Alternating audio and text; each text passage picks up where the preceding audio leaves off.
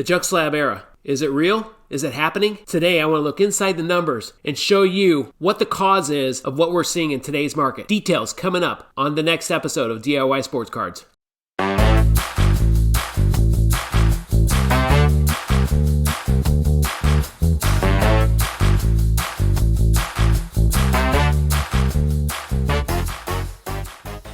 Hey everyone, welcome to another episode of DIY Sports Cards, a production of IconicTradingCards.com.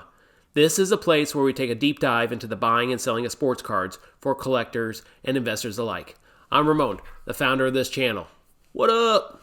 So I was doing some deep diving into some of the numbers out there and trying to understand what is it about this anecdote, the junk slab era, that has people in a rise. And what I saw are numbers that are kind of crazy and proof that we really have a diluted market and kind of a long-term problem when you're trying to preserve value on the cards that you're trying to collect or invest in.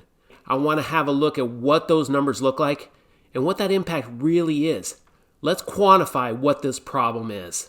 Okay, so today we're going to focus squarely on the ultra-modern cards. Just for clarity purposes, ultra-modern cards are cards that are released from 2017 to 2021. So basically cards that were out in circulation over the last 4 years. Our focus is going to be on the big three sports, football, basketball, and baseball. And I'm really going to squarely look at PSA graded cards. Now PSA, they're still the leader in the industry. They're still king. They have a high volume and they have a very good representation of what the card market's looking like from a slabbing perspective. All right, so the first number I want to look at is 6,295,391. What on earth could that be? Let's have a look. That is the pop count for ultra-modern cards in the big three sports. If you count every card from 2017 to 2021 that was graded, your pop count is 6,295,391. That's a lot. In perspective, what does that mean? Let's look at the next number. 16%. This is the percentage of all ultra-modern cards as it compares to the total pop count of all graded cards on record. So what this is saying is, if you put every graded card into a room in a big pile and you stuck your hand in and grabbed 100 cards, 16 of those cards graded are going to be cards from 2017 to 2021 in football, basketball, or baseball. That's the impact of the ultra-modern sports cards on the total pop count today, on this day, January 22nd, 2022. That's a lot of cards if you think about it. All right, let's move on. What's the next number? Next number is 94%. 94% of what?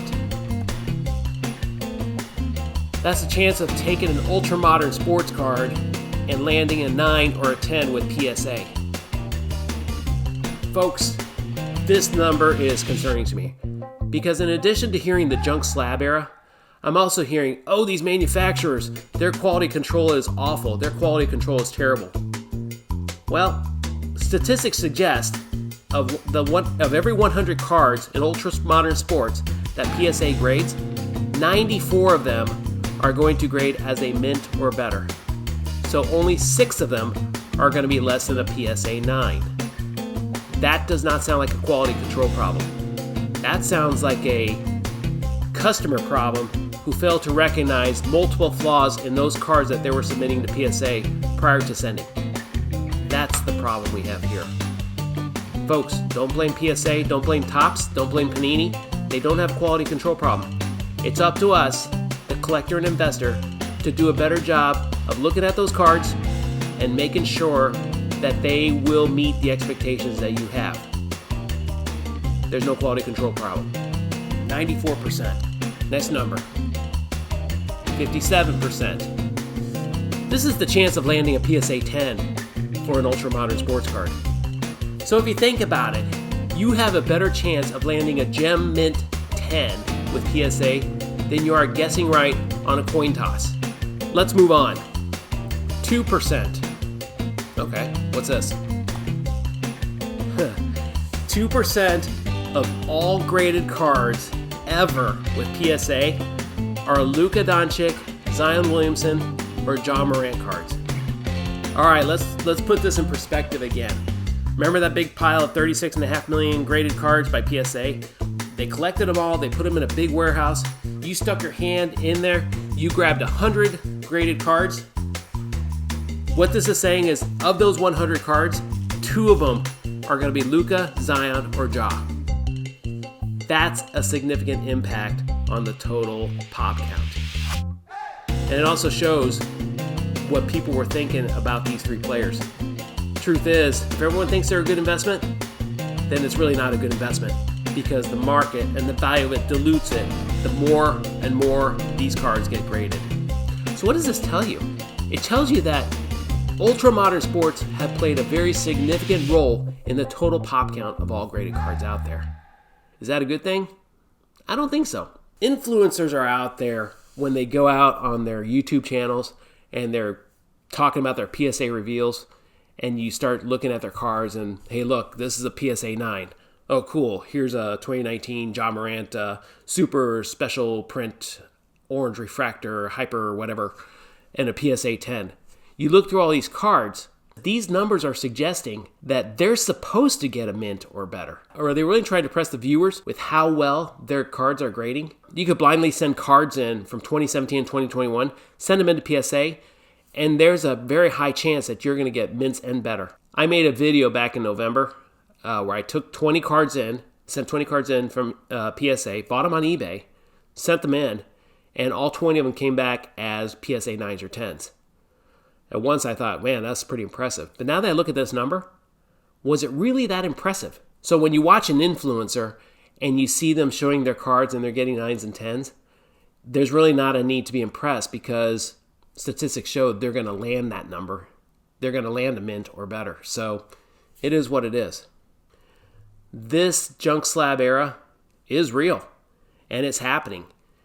And I think I could take it a step further, and it's safe to say that it's not just a junk slab era, it's a junk gem mint era. When every card is gem mint, no cards are gem mint. And if you see these numbers and you say, I don't care, I'm just wanting to buy the cards for my collection, good for you. Good work, because you're a collector and you get it.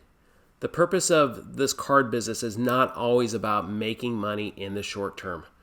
Sometimes people want to do this because this is an excellent hobby. Let's not forget that. There are people out there that want to support this. So I commend you, and your head is in the right spot, so congratulations. Keep up the good work. Anyhow, that's all I got for you today, folks. If you like what you're hearing, hit the like button, subscribe. It really helps the channel grow. Have a great week. Stay safe. Be healthy. And we'll see you all in the next episode. Peace out.